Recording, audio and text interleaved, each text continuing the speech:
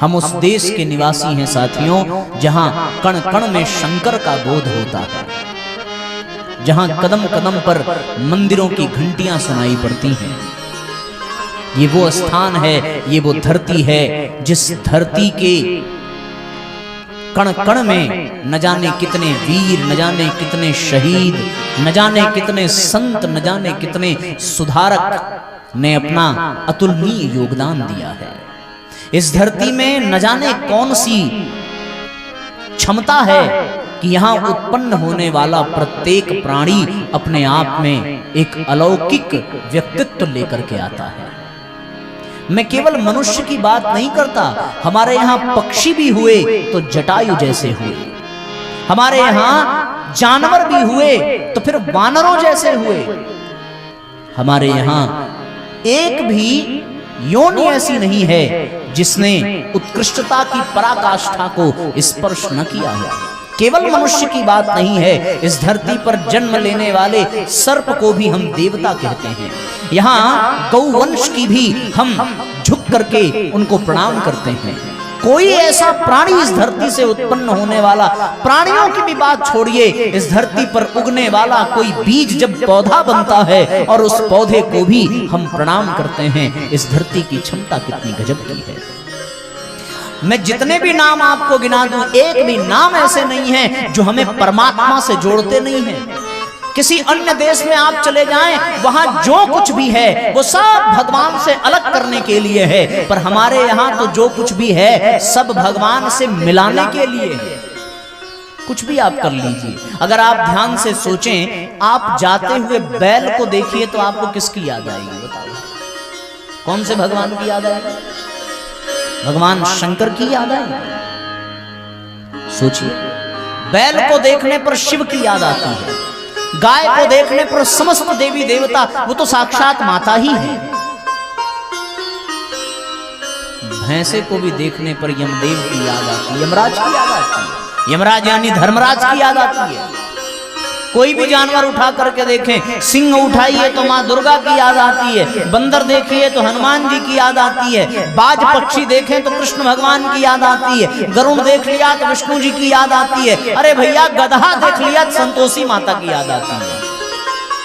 हम लोगों ने गधे में भी भगवान की शक्ति को देखा। सोचिए, कल्पना करके देखिए।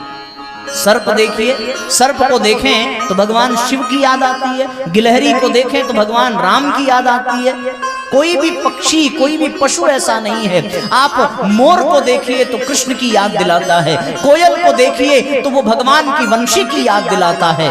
अरे भैया, काग कौवे को देख लीजिए तो वो काग भुसुंडी की याद दिलाते हैं, गिद्ध को देख लीजिए तो वो जटायु की याद दिलाता है। कौन ऐसा पक्षी है, कौन है ऐसा जो भगवान की याद न दिलाता? आप कल्पना करके देखिए। हर पक्षियों में हमने सद्भावना को निरूपित किया है। एक और पक्षी है जो हमें कुछ एहसास कराता है। हम कहते हैं साहब, कबूतर का तो संबंध किसी देवता से नहीं है, लेकिन हाँ, प्रेम के पत्र को एक स्थान से दूसरे स्थान तक पहुंचाने के नाते कबूतर भी सम्माननीय हो गया। कबूतर जा जा। ये विशेषता हमारे देश की। खुशहाली की खबर लाने वाले कौवे की चोंच भी यहाँ के राजा महाराजाओं ने सोने से मढ़वा दिए। आप कल्पना करके देखिए, ये वो देश है। ये तो जानवरों की बात हो गई। आप अपने मन से भी किसी जानवर का नाम ले सकते हैं, हम आपको खुद बता देंगे कि वो किस देवता की याद दिलाता है। किसी भी जानवर की कहो, सबसे बेकार जानवर सूअर को कहते हैं। आहा, कल हम लोगों ने वाराह अवतार की कथा सुनी थी, भगवान उसी रूप में आए थे। मत्स्यावतार हुआ तो मछली देख करके उनकी याद आनी चाहिए। आनी चाहिए कि नहीं आनी चाहिए? मछली में भी भगवान के मत्स्यावतार का, कच्छप कछुए को देखो, कच्छप अवतार, वाराह के रूप में शुकर का अवतार। कोई ऐसा योनि, कोई ऐसा नहीं बचा है जो भगवान की याद न दिलावे। हम भूले बैठे हैं, क्यों? क्योंकि हमने अपने सौभाग्य को अपने पैरों से ठोकर मारी है और हम भगवान को भूले। कण कण तो भगवान की याद दिला रहा है। ये तो जानवरों की बात है, चलो शहरों में जो लोग रहते होंगे उनको ये जानवर कदाचित न दिखते हैं, लेकिन हाँ अब जरा वृक्षों की श्रृंखला में कदम बढ़ाइए कि ऐसे अनेकों वृक्ष हैं जो परमात्मा की याद दिलाते हैं। नाम लेना प्रारंभ करिए, बोलिए। सबसे छोटा दुर्वा की घास, सबसे छोटा कुश का आसन, ये सब किससे आपको जोड़ रहा है जरा कल्पना करके देखिए। तुलसी का बिरवा, नीम की डाली, कुछ भी उठा करके देख लीजिए, पीपल का पत्ता, बरगद की छाल, कदम्ब की डालियां, जामुन का पेड़, ये सब किसकी याद दिला रहा है? यमुना के किनारे लगे जामुन के पेड़ पर भगवान कृष्ण कूदते हैं, कदम्ब की डाली पर गोपियों के वस्त्र को चुराते हैं। कोई ऐसा वृक्ष नहीं है जो भगवान से न जुड़ा हो। पीपल साक्षात नारायण का अवतार है, बरगद साक्षात सत्संग जितने भी हुए सब वटवृक्ष के नीचे हुए हैं। सब सारे वृक्ष भगवान की याद दिलाते हैं। तुलसी में हम मातृशक्ति का अनुभव करते हैं, नीम के पेड़ में भी हम, अरे अमला, अमला भी तो एकादशी पर्व के लिए बहुत महत्वपूर्ण है, अमला भी हमें भगवान की याद दिलाता है। दीपावली पर अमला के नीचे भी, अमला के वृक्ष के नीचे भी हम दीपक जलाते हैं। आप बताइए, कनेल का फूल हो भगवान की याद दिलाता है, अड़उल का फूल हो, ये सब क्या है? ये सब परमात्मा की ही, उस चेतना का ही स्मरण दिलाता है। पर दुर्भाग्य है हम सभी का कि हमने इस धरती को नहीं पहचाना, हम इस राष्ट्र को नहीं पहचान पाए, हम सत्संग की महत्ता को नहीं जान पाए और हम मानव जीवन की गरिमा को नहीं अनुभव कर पाए। ये आप जान लीजिए। प्रज्ञा पुराण में एक बड़ी सुंदर कथा आती है साथियों, कि एक बार एक व्यक्ति बहुत गरीब था, रास्ते में एक संत मिले। संत ने कहा कि तुम्हारी गरीबी दूर हो जाएगी, तुम उस नदी के किनारे चले जाओ, उस नदी के किनारे तुम्हें पारस का पत्थर मिल जाएगा, उससे किसी भी लोहे को स्पर्श कराना, वो लोहा स्वर्ण बन जाएगा और तुम्हारा घर सोने से भर जाएगा। उनने कहा कि मैं पारस के पत्थर को पहचानूंगा कैसे? बोले तुम लोहा हाथ में रखना, किसी भी पत्थर को उठाकर लोहे से छुलाना, लोहा सोना बन जाए तो समझ लेना ये पारस का पत्थर है। उसने कहा ठीक है महाराज, पर बहुत सारे पत्थर हैं, बड़ा समय लग जाएगा। बोले इतना तो पुरुषार्थ लोहा सोना पाने के लिए करना ही पड़ेगा, तुम रोज 1 घंटे ये काम करना, जिस दिन तुम्हारा सौभाग्य होगा अवश्य पारस का पत्थर मिलेगा। वो व्यक्ति रोज नदी के किनारे जाता, रोज लोहे पे पत्थर छुलाता, जो पत्थर नहीं सोना बना पाता उसे उठा करके नदी में फेंकता जाता। आप विश्वास करिए, धीरे धीरे 5 वर्ष बीत गए, प्रतिदिन वो ये क्रम करता, बहुत कई हजार पत्थर वो नदी में फेंक चुका था। आज एक ऐसा सौभाग्य का क्षण आया कि उसने एक पत्थर उठाया, लोहे से छुलाया, आदत बन गई थी छुलाकर फेंकने की, ज्यों छुलाया, छुलाकर ज्यों उठाकर फेंका, नजर लोहे पर पड़ी, वो लोहा सोना बन चुका था, लेकिन वो पारस पत्थर हाथ से निकलकर नदी में गिर पड़ा था। ये क्यों हुआ? ये इसलिए हुआ कि हमारे जीवन की गाड़ी जिस ढर्रे पर चलती चली जाती है, हम उसी ढर्रे पर लुढ़कते चले जाते हैं, बिना सोचे, बिना रुके, बिना विचारे, बिना कोई पुरुषार्थ किए, बिल्कुल उसी व्यक्ति के तरीके से कभी जीवन में पारस पत्थर का अवसर आ भी जाता है तो हम अपने आलस्य के कारण, अपने प्रमाद के कारण, अपनी रूढ़वादिता के कारण, अपने पूर्वाग्रह के कारण, अपने प्रारब्ध के कारण, अपने कुसंस्कार के कारण, अपने दुर्भाग्य के कारण हम उस पत्थर को भी उठा करके नदी में फेंक देते हैं और बाद में फिर अब पछताए होत क्या जब चिड़िया चुक गई खेत। इसी प्रकार एक दिन ये जीवन भी समाप्त हो जाएगा, इसी प्रकार एक दिन सत्संग का अवसर भी छीन लिया जाएगा, इसी प्रकार एक दिन भारत देश से बाहर निकाल दिया जाएगा, कुछ भी मिलने वाला नहीं है और जिंदगी के सारे सौभाग्य हमें ठोकर मार करके दूर चले जाएंगे। ठीक है ना? तो आप अपने आप का मूल्यांकन हम लोगों को करना चाहिए। मनुष्य जीवन मिला मतलब 10 नंबर, 10 नंबर एक पेपर मनुष्य जीवन का, दूसरा पेपर सत्संग का मिला मतलब फिर 10 नंबर, 10 गुणे 10 हो गया 100।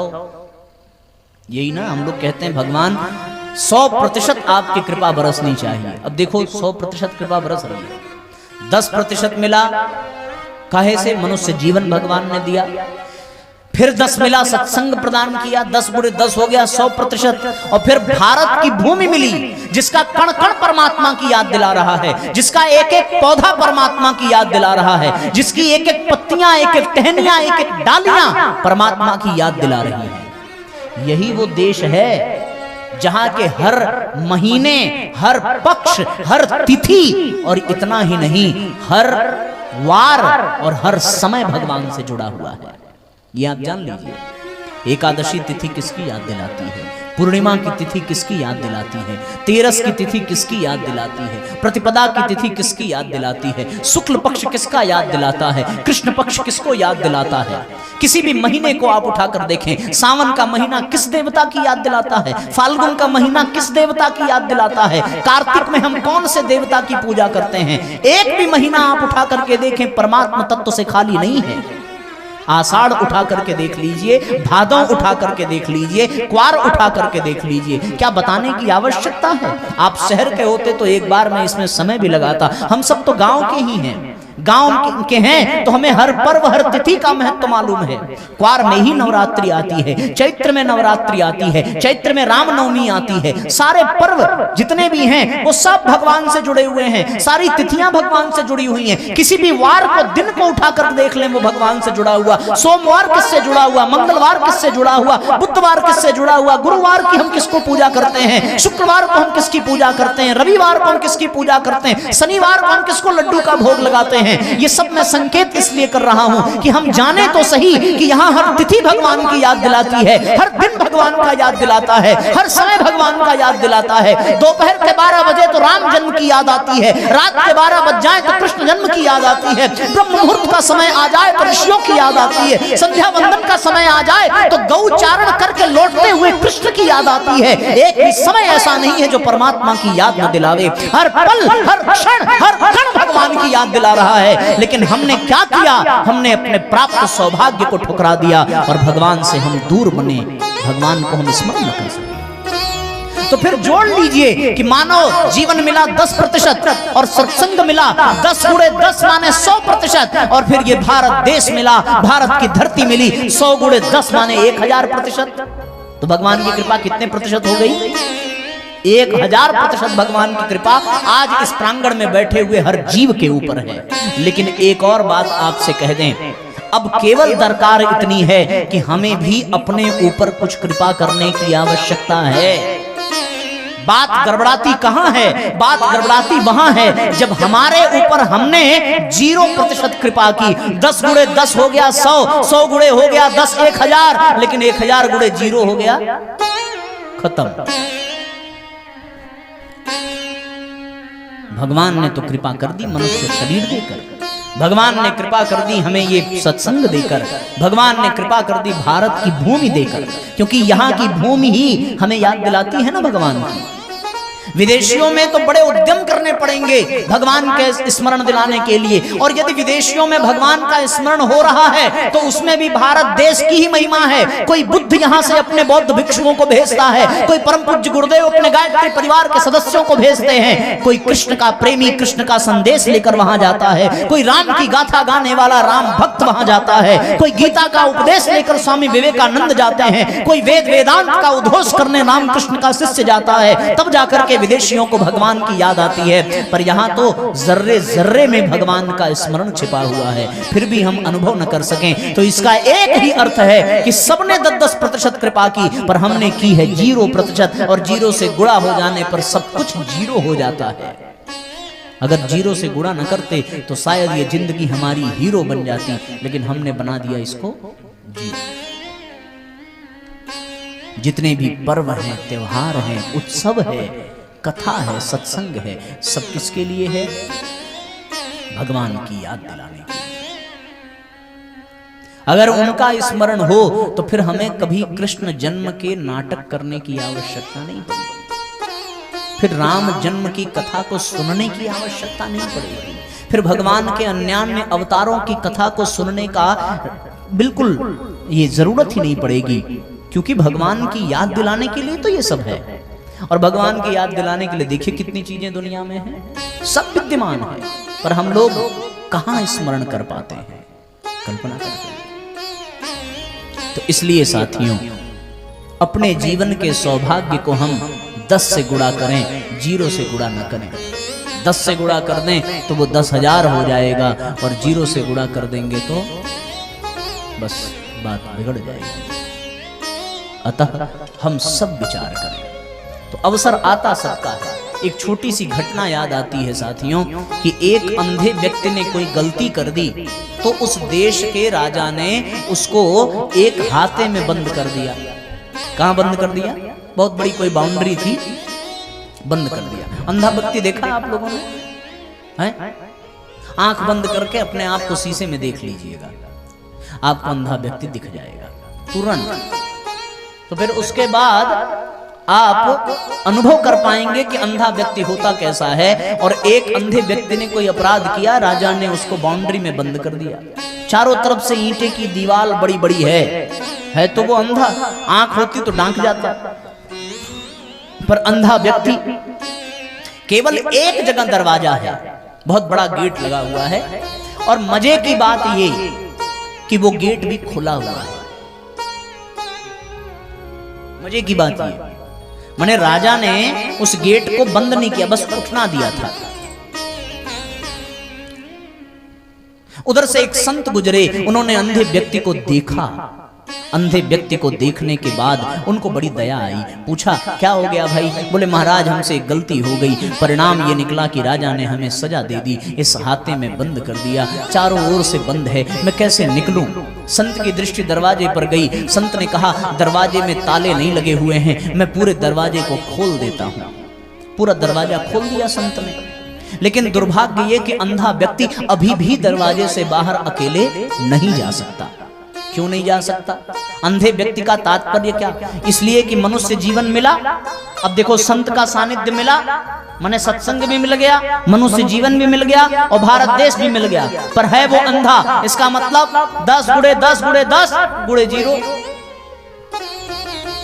अंधा है। उसी प्रकार हमने भी अपनी आंखों पर पट्टी बांध ली।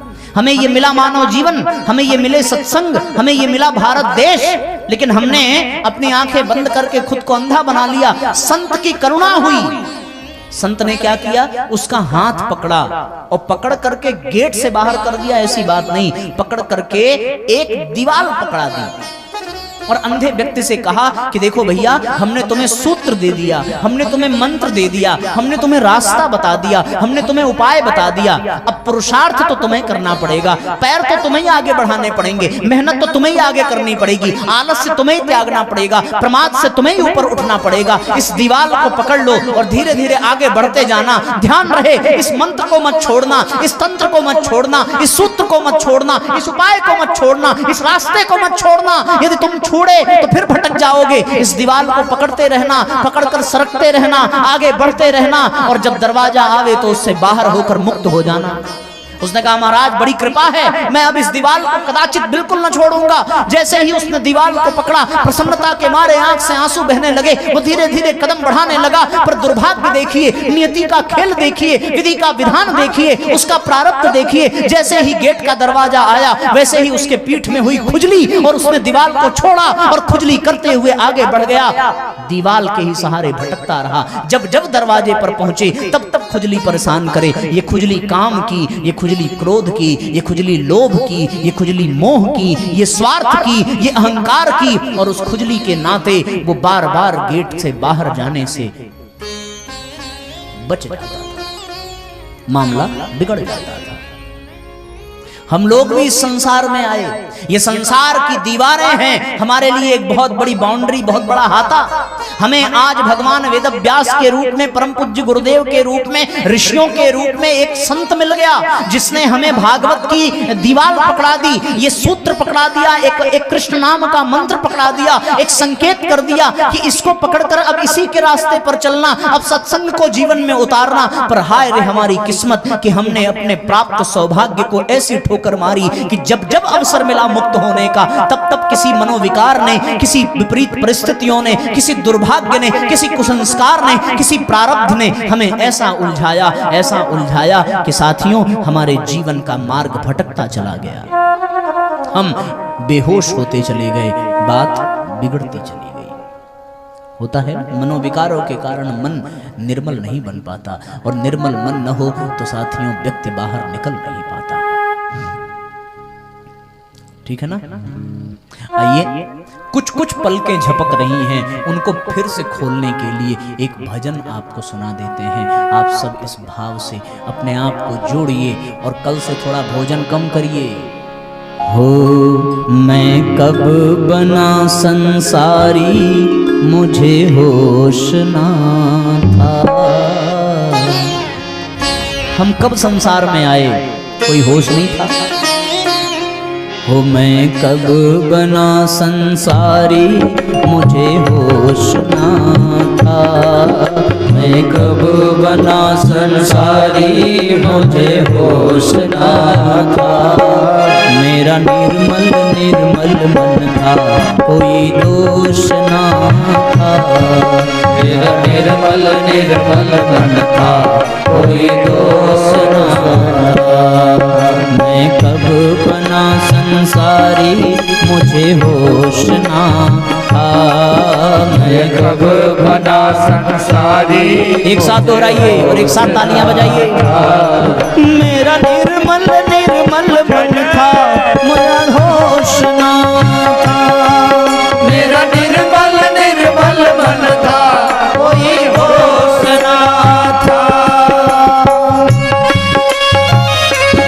एक साथ तालियां बजाइए।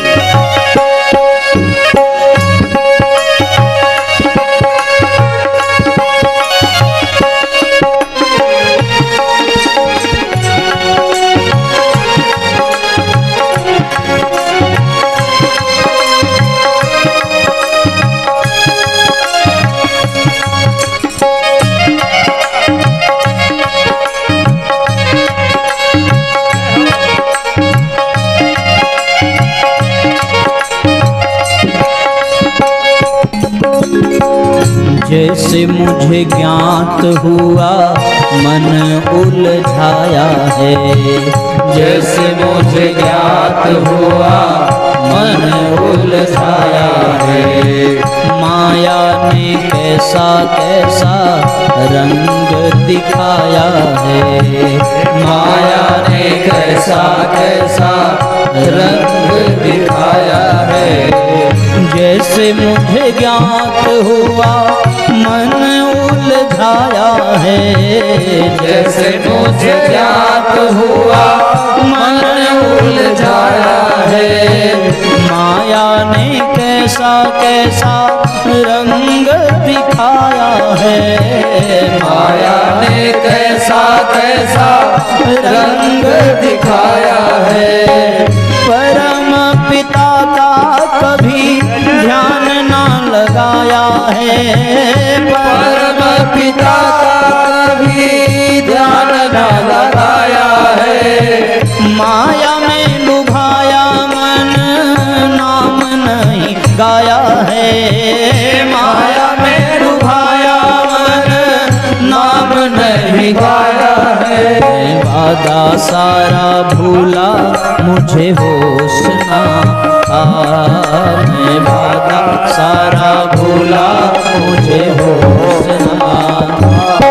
मेरा निर्मल निर्मल मन था, कोई दोष ना था। मेरा निर्मल निर्मल मन था, कोई दोष ना था। मैं कब बना संसारी, मुझे होश ना था। मैं कब बना संसारी, मुझे होश ना था। निर्मल निर्मल मन था, कोई होश ना था। निर्मल निर्मल मन था, कोई दोष ना था। जय हो।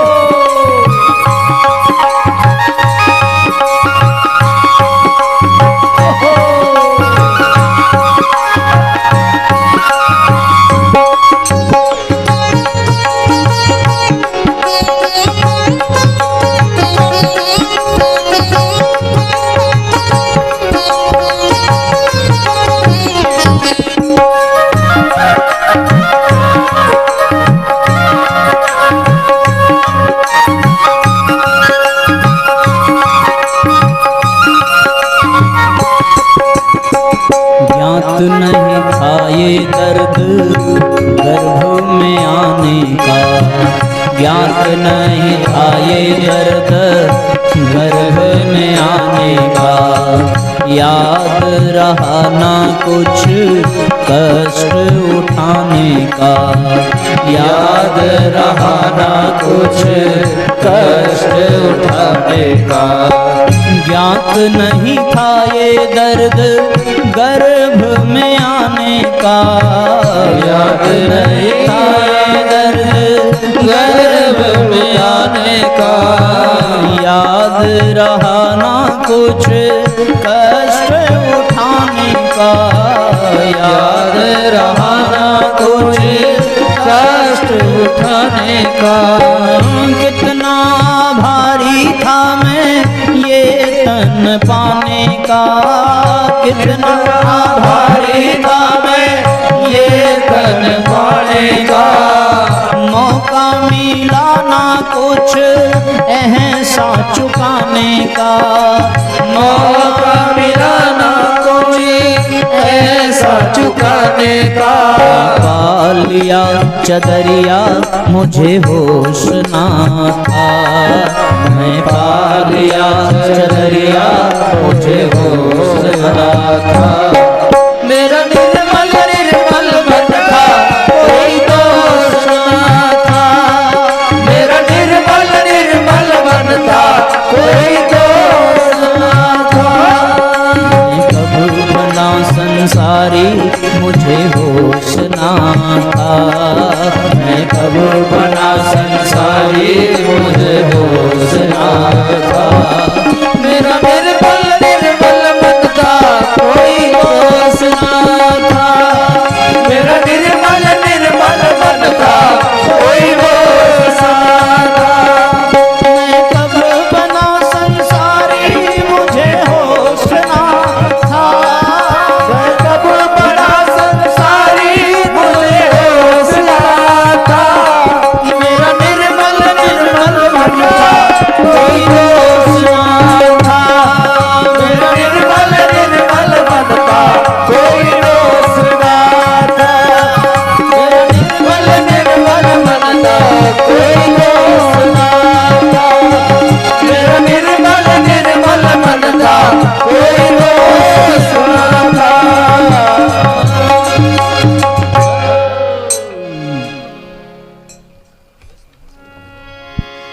तो हम संसार में तो आ जाते हैं, पर यहां आने के बाद हम भूल जाते हैं। कारण कोई भी हो, अपने अपने अनुभव अपने अपने ज्ञान के आधार पर अनेकों कारण बताए जाते हैं। कोई कहता है कि हमारे कर्म ही हमें भुला देते हैं, कोई कहता है हमारे प्रारब्ध भुला देते हैं, कोई कहता है भगवान की माया का ऐसा चक्र चलता है कि हम भूल जाते हैं और सामने पड़े सौभाग्य से हम वंचित हो जाते हैं। कोई कहता है कि बुद्धि पर पर्दा पड़ा हुआ है, कोई कहता है उसी बात को अपने लहजे में आंखों पर पट्टी बंधी हुई है। संसार में जीव आ तो जाता है और कदम कदम पर भगवान की व्यवस्था, भगवान का स्मरण दिलाने के लिए है, लेकिन बात बिगड़ जाती है। इसको आप ऐसे देखें कि आपके घर में अपना कोई सेवक हो या कोई भी हो, आप कहीं बाहर चले गए, घर से बाहर चले गए, उसको घर की जिम्मेदारी दे दी, घर की जिम्मेदारी दी और जिम्मेदारी के बाद वो सेवक ने पाया मौका। आपकी नजर में वो बहुत ईमानदार, बहुत कर्तव्यनिष्ठ, बहुत विश्वसनीय, पर यह जमाना ऐसा है कि किसी विचारक ने एक बड़ी सुंदर बात कही कि यहां व्यक्ति तब तक ईमानदार है जब तक बेईमानी करने का अवसर नहीं मिलता। जिस दिन बेईमानी का अवसर मिल जाए उस दिन ईमानदारी कहां चली जाती है कुछ कहा नहीं जा सकता। सीधी सी बात है, घर का मालिक बाहर गया, सेवक को अवसर मिला, उसने घर के जरूरी कीमती सामान चुराने प्रारंभ किए। पर ध्यान दो, घर का एक एक सामान उसे उसके मालिक की याद दिलाता है। अगर खिड़की के दरवाजे के पास पड़ा हुआ चश्मा है तो वो चश्मा भी उसे मालिक की याद दिलाएगा। वो बेडरूम में जाए और बेडरूम के चादर की सिलवटें भी उसे उसके मालिक का एहसास कराएंगी। कहीं उसके मालिक ने ग्लास का पानी पी करके जूठा छोड़ दिया हो तो वो ग्लास उस मालिक की याद दिलाएगा। पर इन सब चीजों के बावजूद भी वो अपने मालिक को भूलता है और चोरी करने में आगे बढ़ जाता है, लेकर के चंपत हो जाता है। उसे अवसर मिला था, उस जूठी ग्लास ने कहा था कि मत चुरा, जिसने मुझे स्पर्श किया है वो आएगा। उस बिस्तर के सिलवटों ने याद दिलाई होगी, अरे वो यहीं सोया था, वो फिर आएगा। उस खिड़की पर पड़े चश्मे ने याद दिलाई होगी कि मेरे ही माध्यम से वो तुझे देखता है, वो फिर आएगा। बार बार उसे चीजें याद दिलाई जाती हैं, लेकिन फिर भी वो अपने गुणों की प्रेरणा से गलत कर जाता है। अब आप ही सोचिए, क्या ऐसा कोई स्थान है जहां, मैं तो अभी एक बार मैं गरुड़ पुराण का स्वाध्याय कर रहा था, गरुड़ पुराण में तो एक बड़ी विशेष बात बताई गई कि हम जो कुछ भी करते हैं, भगवान के 5 पार्षद ऐसे हैं जिनका काम ही केवल ये है हमारे ऊपर नजर रखना। बोले कौन? बोले पहला सूर्य, दिन में पाप करोगे तो सूर्य देखेंगे। बोले रात में करेंगे, रात में चंद्रमा देखेंगे। बोले हम भोर में करेंगे जब न सूर्य हो न चंद्रमा हो। बोले फिर वायु देखेगी, पवन देव को भगवान ने नियुक्त किया है कि भैया तुम हमेशा देखते रहना। अब भला कोई ऐसा स्थान है जहां पवन ना हो, वायु ना हो? और कौन है? बोले जल देवता भी भगवान के पार्षद हैं जो भगवान को खबर पहुंचाते हैं। जल, कोई ऐसा स्थान बता दो जहां जल ना हो। जहां आप बैठे हैं इसके नीचे भी जल प्रवाहित हो रहा है। और ध्यान देना, एक और भगवान के पार्षद हैं अग्नि। अग्निदेव भी भगवान तक सूचना पहुंचाते हैं, एकदम आप जान लीजिए। अब जहां ये 5 चीजें ना हो वहीं कोई पाप कर्म करो, वहीं अपने कुमार्ग पर जाओ, तब तो भगवान को पता न लगेगा। पर ऐसी कोई जगह ही नहीं है जहां ये 5 चीजें विद्यमान न हो। चलो अग्नि नहीं है तो जल है, जल नहीं है तो पवन है, पवन नहीं है तो फिर चंद्रमा है, चंद्रमा नहीं है तो सूर्य है। सूर्य शशांक वहनी नयनम, ये भगवान के नेत्र हैं। सूर्य शशांक वहनी नयनम, नयन है भगवान के, ये हमेशा देखते हैं, ये कभी बंद नहीं होते।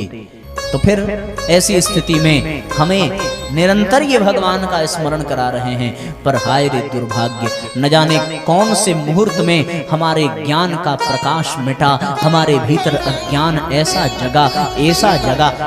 जगा कि भैया हम भगवान को भूल। इस बात का दुख सबसे अधिक यदि किसी को है, बोलो किसको होगा? हम भगवान को भूल गए, इस बात का कष्ट सबसे अधिक किसको होगा? आपसे हम पूछते हैं, बताइए, सोचिए, थोड़ा दिमाग की कसरत कराइए। हिंट दे दें क्या थोड़ा? भाई पेपर कठिन होता है तो थोड़ा नीचे हिंट भी दे दिया जाता है, पर मैं समझता हूं बहुत कठिन तो नहीं है। सीधा साधा प्रश्न है कि आप भगवान को भूल गए तो इस बात से सबसे ज्यादा कष्ट किसको होगा?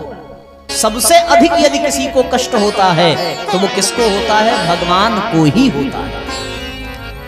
भगवान को ही कष्ट है इस बात का कि हम उसे भूल गए। बहुत कष्ट होता है परमात्मा।